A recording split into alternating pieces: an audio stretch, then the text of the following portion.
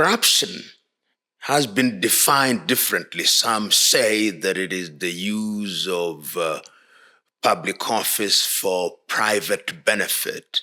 But a friend of mine, Boima Fanbule, in Liberia, once told me that corruption is a nice name for theft. And he said, let us just call it what it is. It is theft on an industrial scale by people who have been given the honor and privilege of occupying public office. That is what corruption is. And it is a monster which has and continues to ravage the whole world. We know of corrupt regimes in Europe. Italy at one time in Europe used to be infamous for her corrupt leaders and her corruption and the mafia, and I'm not saying that they have disappeared. So that corruption is known to all civilizations. Europe was like that. If you go to the United States of America, there was a time when you had corruption on an industrial scale. And we know that that was something that happened in the 1990s, in the 60s, and continues today. Latin America, we have seen kleptocratic regimes. In the Caribbean, we have seen kleptocratic regimes. In Asia, we have seen corrupt regimes. And I was just thinking about America, and I had forgotten to mention about Alphonse Capone, who was one of the greatest purveyors of corruption and a corrupter of government officials. But I was talking about Asia. If you go to Asia, you'll find very many regimes of that. And in Africa, we tend to talk too much about Africa as if Africa is the home of corruption. No, what you see in Africa in terms of corruption is not grand corruption. Grand corruption exists elsewhere. It is much more visible and possibly much more painful in Africa because its impact is so very evident in all sectors, whether it is in agriculture, whether it's in infrastructure of the public or for public benefit, whether it's in the health sector, in all sectors. That is why the corruption in Africa and Asia particularly is more debilitating and therefore much more publicized and is a dangerous thing. The international community, of course, has many times come out and spoken and declared itself on corruption. The UN Convention Against Corruption, the African Charter Against Corruption, and domestically people have enacted laws in Africa. But let me tell you, like my friend Okonjo Iweala, who is now the head of the WTO and used to be a minister in the Nigerian government, fighting corruption is a dangerous thing.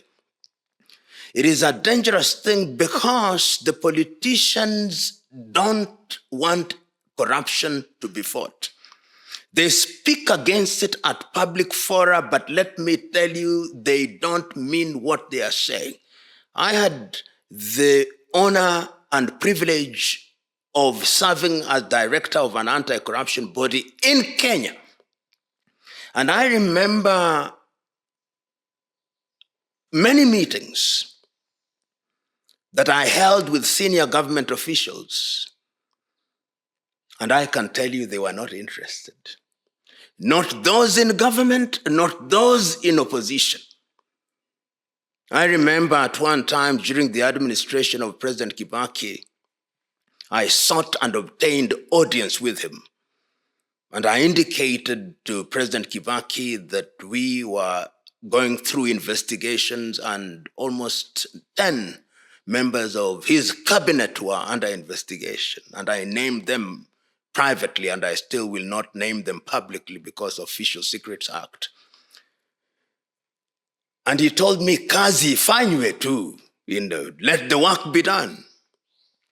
And I told the president at that time that what we want is for Parliament to grant the anti-corruption body the power to prosecute without going through the office of the Attorney General at that time. And I told the president the reason why I'm asking that the law be amended in this regard was because whenever we send files to the Attorney General, he sends them back to us, ordering us to investigate things that have been investigated. Of course, We tried what we could. I remember attending a meeting chaired by the then Prime Minister when the law was being changed, and I made certain suggestions, and I remember members sitting there retorted, "Do you want us to make laws for angels?" What I'm saying, therefore, is the politicians, not one of them, if there is one, I'm struggling to remember, who actually wants corruption to be fought. And when you go out to fight corruption, they'll fight you. They'll try to create things against you. And I've seen it across the continent of Africa. I saw it with Nuhu Ribadu in Nigeria. I saw it with McCarthy in South Africa. They even disbanded the organization. I've seen it recently in Malawi with the lady who is in charge of anti-corruption, Martha. They don't want you. They try actually to get things so that you yourself can be charged and arrested for corruption. They can amend laws in order to abolish your office. They amended laws in Kenya when on the occasion of the change of the constitution, they amended laws to abolish the offices that we occupied. And I remember, I'm writing my book and it shall come out, those who sat at a room in Kisumu and said, he must be removed. If he is not removed, all of us are going to be in jail. You go and read the Hansard at midnight on the day that they were changing the law to abolish our offices. And yet, at public rallies, in their political manifestos, they claim that they want corruption to be fought. They are not interested. And I want you to look at any one of them. When I was the director of the Anti-Corruption Authority, I wrote to the then Speaker of the National Assembly asking that I want all the wealth declarations of all members of parliament. He refused to give them to me because I wanted at that time to say, let us have an amnesty so that the thieves can come and they surrender some of their wealth, because prosecution is very difficult, and even the institution that we go to prosecute these cases are themselves, some of them, susceptible to manipulation. Not easy. And the other thing that we forget is that the social acceptance of corruption in Kenya, like most African countries, is also very high. We tolerate and love the corrupt. I remember at one time, we had caused several cabinet ministers to be arrested. One of them, actually, when we said we wanted to arrest him, said that the director of the Anti-Corruption Commission should go to his office. Can you believe it? Of course, we refused, and he came to our office. And you know what he told me? You take me to court very quickly, I'll be acquitted. And you know he was? He was. And I remember some of them whom we caused to be arrested, and as they were coming to the Integrity Center, they had crowds coming to them and saying that we should be killed.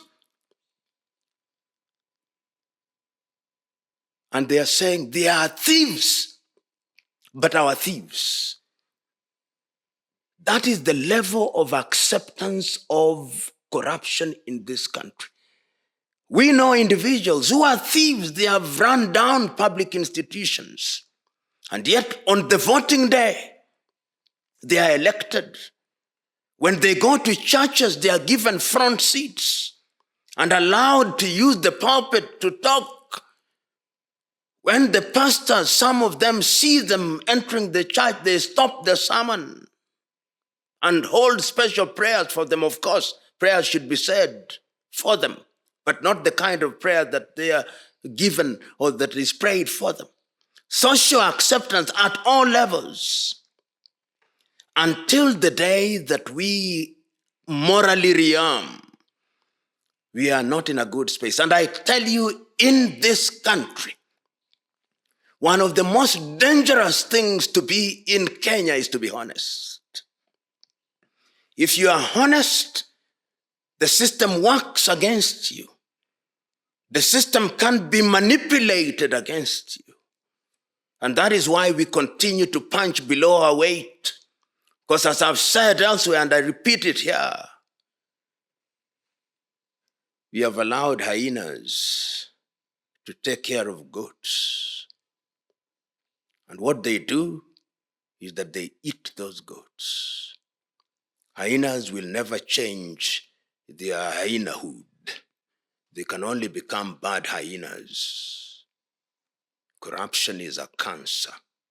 And those of us who choose to speak about and against it, it is dangerous business.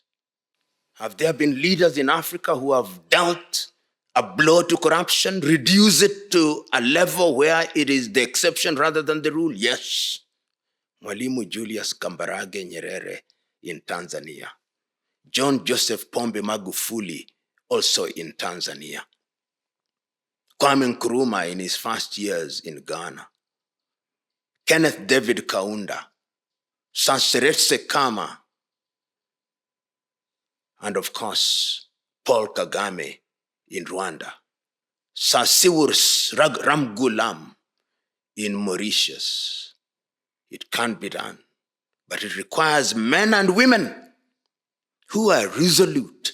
Recently, I saw the president of Tanzania, Mama Samia Suluhu Hassan, order people out of office, and she meant it. You must mean it. It's not for scoring political points until we forget. It must be sustained. Outside of Africa, Lee Kuan Yew of Singapore became a testament to how corruption is to be fought. And he fought it successfully. And you can see what Singapore, a little island that boasts very little, what it does. It can't be done. Because 90% of people actually want to do the right thing. They are only victims of corruption. That's why they are quick to pay the traffic police. That is why they are quick to give somebody who is processing their passport. That is why they are quick to pay their village headman. That is why, because they are victims, because we have normalized corruption, we have normalized the absurd. We have changed our creed. Our creed is greed. It can't be done. The shortest avenue to ending corruption must come from the top. If we see cabinet ministers who are thieves, governors who are thieves, being arrested and their property being confiscated, and we write here, this property once belonged to so-and-so, who was a thief, it is now a public library. The world will know that once you are a thief, we'll never forget. We buy you from holding public office. You must, the fight against corruption must be vicious. That's why education is very important. It must be vicious. People must suffer pain. If they don't suffer pain, then they will continue to participate in it, and they'll do all that there is to deal with the few that are not participating in it, and they will try to recruit them. You know, corruption is systemic. It is both systemic and coherent in the manner in which it operates. The political class and the bureaucrats create a system which only works on the basis of corruption. Systems can be created and they can be made to work. You go to Rwanda now, if you want a passport, you'll get it. You don't pay a dime. You go to Rwanda, drive on the streets, you'll not pay a dime. You go to Rwanda, and I've done it, you can cause a company to be incorporated within 1 hour. It can't be done. During John Joseph Pombe Magufuli's presidency in Tanzania, only recently, I'm giving you a more recent example, things can be done, systems can be cleaned up. And we know that there are places where things can be cleaned up. It is just a question of sustained political action, and you re-educate the people and make corruption expensive and painful. Then it can be done. It's not something that has not been done. Is something that can be done and has to be done. And if it is not done, then we, our country, we are going to be doomed. And corruption is very expensive because there is informal taxation. And this informal taxation only oils the pockets of individuals who continue, therefore, to be parasitic upon the society. But leadership must be resolute. They say in Kiswahili, fish rots from the head. Once you are a leader and you tell the people that this is the direction to follow, the people invariably, 9 out of 10 people want to do the right thing. They don't want trouble with the law. But there is a small percentage in Africa, not more than 1%, these thieves, and most of them happen to be in the political class. Our political class and our politics attracts our worst people somehow. And that is why we pay for it. We pay for the sins and the greed of only a few people. Young people represent both the present and the future. And the way you train young people, the way you inculcate a sense of moral and civic responsibility is what defines who they are. Do they believe in their country? If they are Kenyans, if they are Tanzanians, if they are Africans, do they have self-esteem? Young people must be made to have self-esteem. They must love themselves, respect themselves. Do they adore material things? Because the adoration of material things is what makes people to participate in corruption. Do they believe in intergenerational responsibility? In other words, do they believe that they are only in this world for a short time and they will sooner leave this world and go to the next? Do they know that material things, the consumption of material things is like taking salty water? The more you drink, the more you want. Have they read the story of Alexander the Great, who at age 36 or 33 had conquered the entire world, and on the day that he died, asked that his casket be made so that he could have his hands outstretched, so that his casket could be carried by his physicians to tell the world that even when you are a great man and you are about to die, the greatest physicians will never stop death, and that in the world you came with empty hands and empty-handed you leave, so that they know having material things does not take you anywhere, that happiness comes from within, as Mahatma Gandhi used to say, not from without. That is the kind of young man that I want. That young man must liberate himself and herself from attachment to material things. They must know that money is only an enabler, not a god to be worshipped. So that if you have such young men, they'll not be betting on European football and betting so that they may win lottery. The divine instruction was, go ye and eat by the sweat of thy brow, not by betting and playing abracadabra. That is the young men and women that we need, not only in Africa, but in the whole world. Because as Robert Mangaliso Sobukwe said in 1960, there is only one race in the world, the human race. And as Martin Luther King Jr. said, we are neighbors in this world, much more because of technology, but are we brothers and sisters? Because beyond neighborhood, we must become brothers and sisters, because it is only in that way that I know that participating in corruption harms you. Why should I have 10 cars? To do what with? Why should I have watches of gold? Why should I have a bed of gold and I need sleeping tablets to sleep? Why should I have all these things that we want to use in order to impress the world? And yet I cannot sleep, yet I do not have caviar and I have no appetite. These are the questions that the young people must ask. Europe and America are perhaps the most corrupt, but the smartest in the world of corruption. Most of the corrupt money or money out of corruption is kept in Switzerland. And ironically and paradoxically, when Transparency International is doing its indices on the least corrupt, Switzerland comes number one as the least corrupt. But the last time I checked, A handler of stolen goods is guiltier than the person who stole the goods because he is an enabler.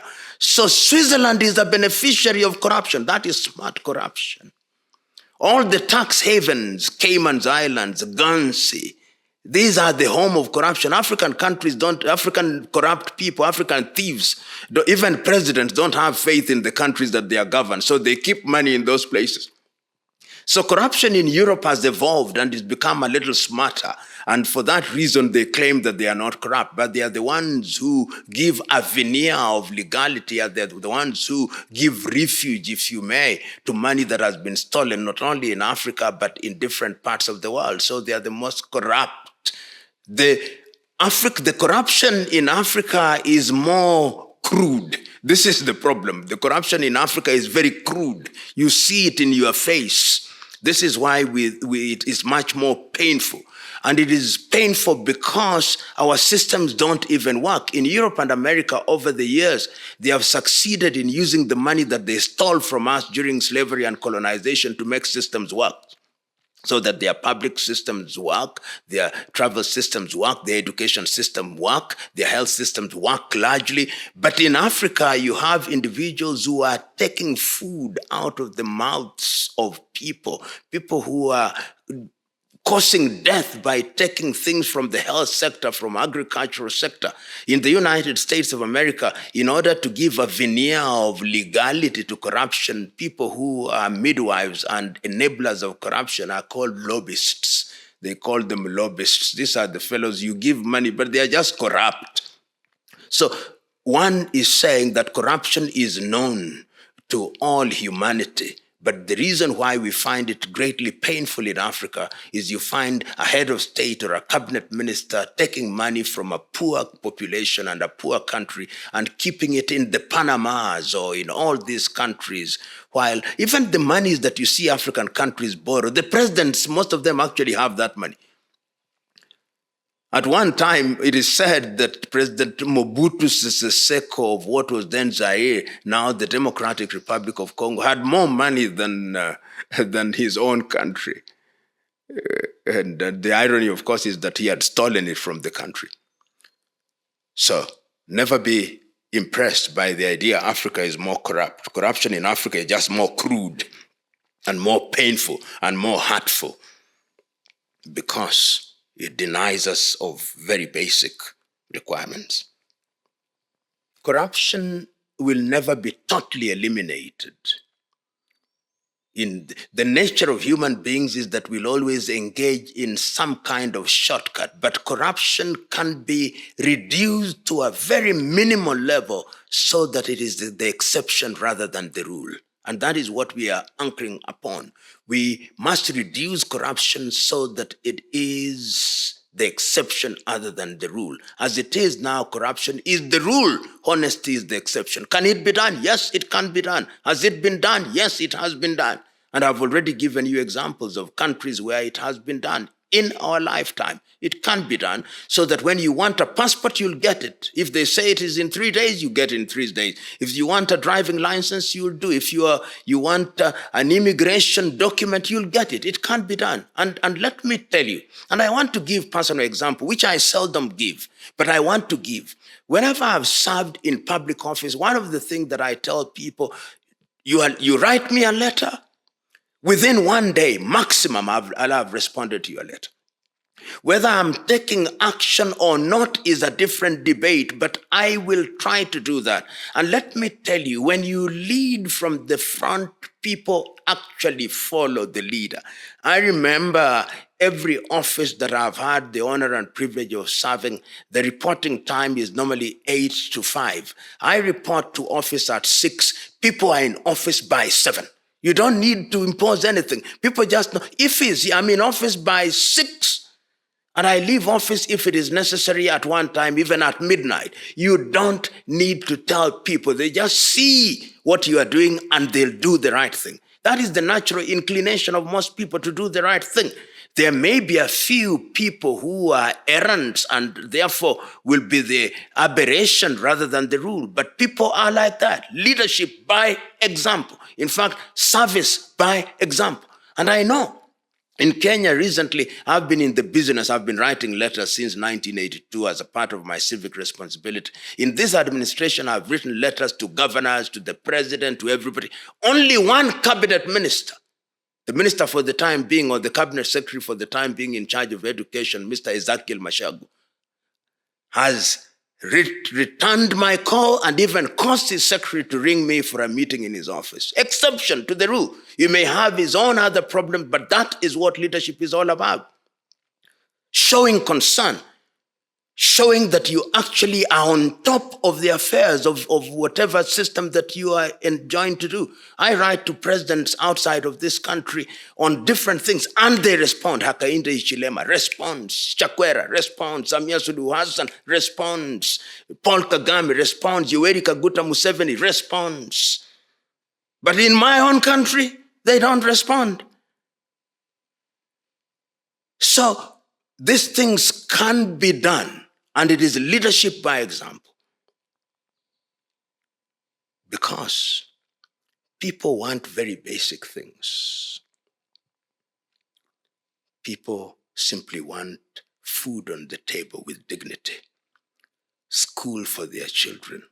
When they are sick, they want health services. When they want to travel, they want good travel. When their children have graduated from school, they want opportunities.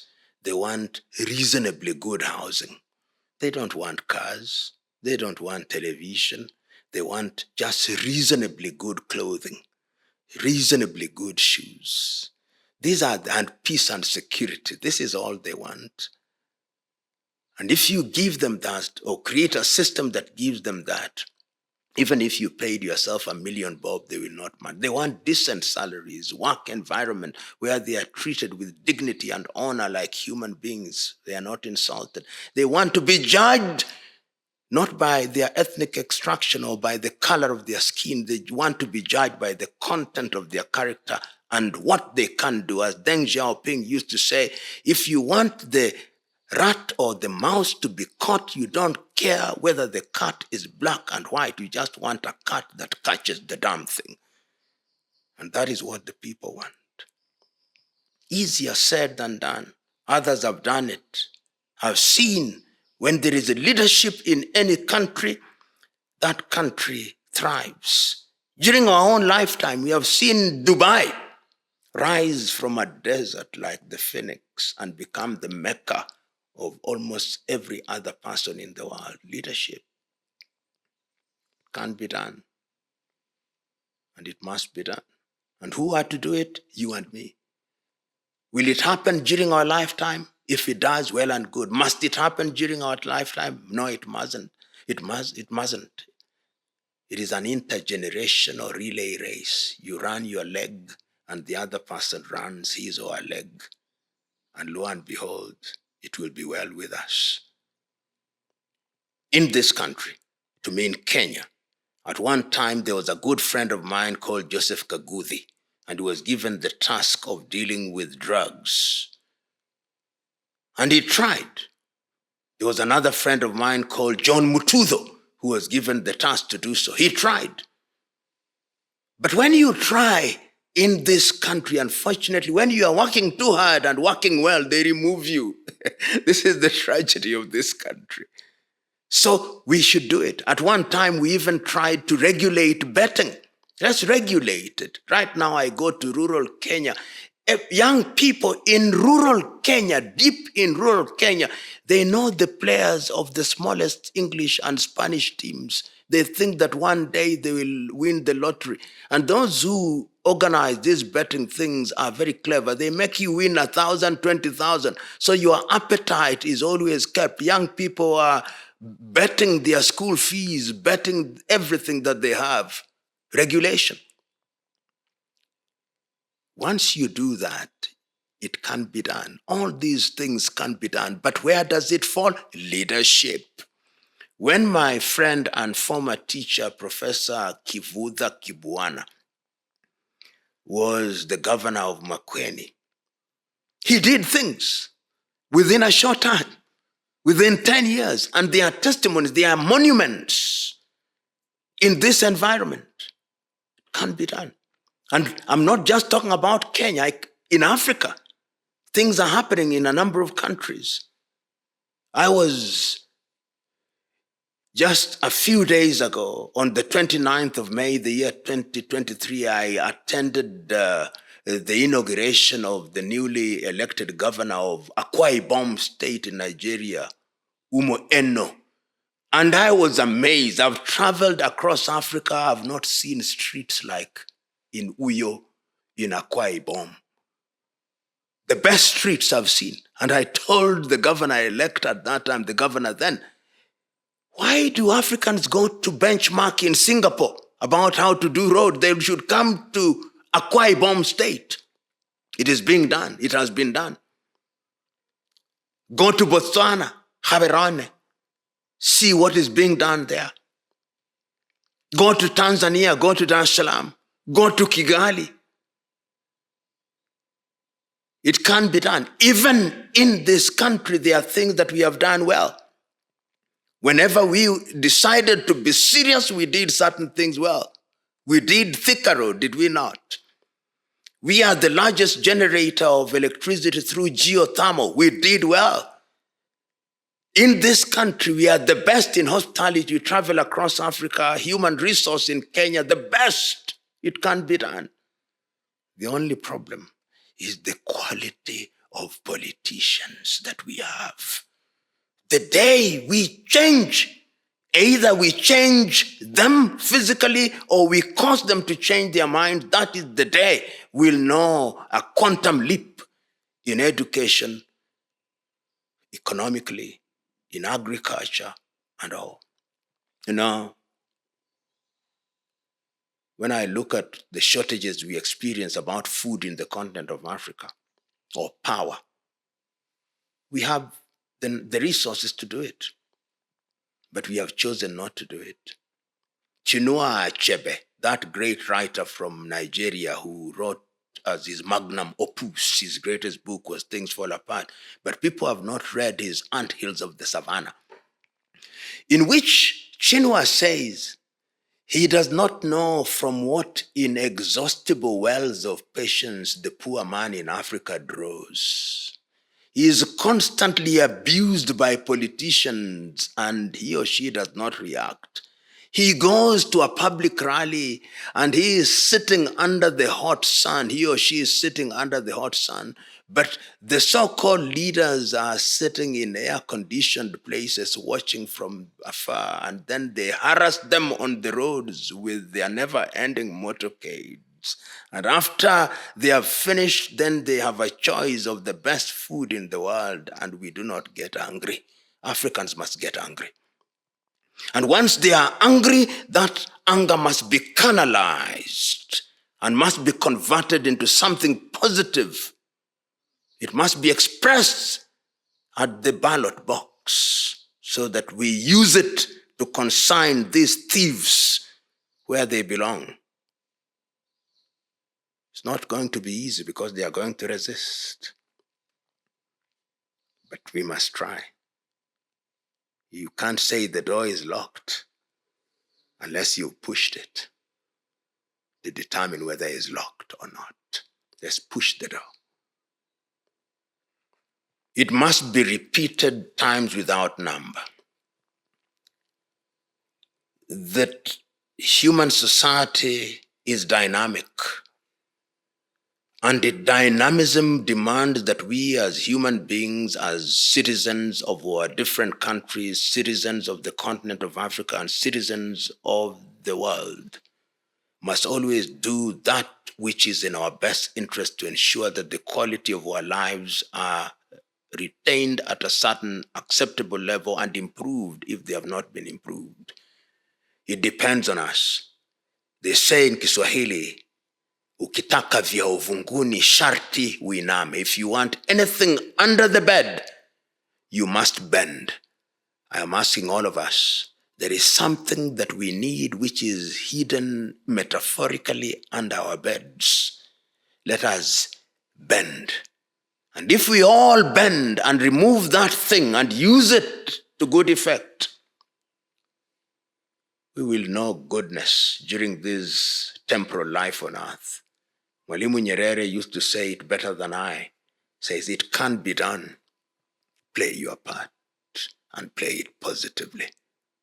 Thank you.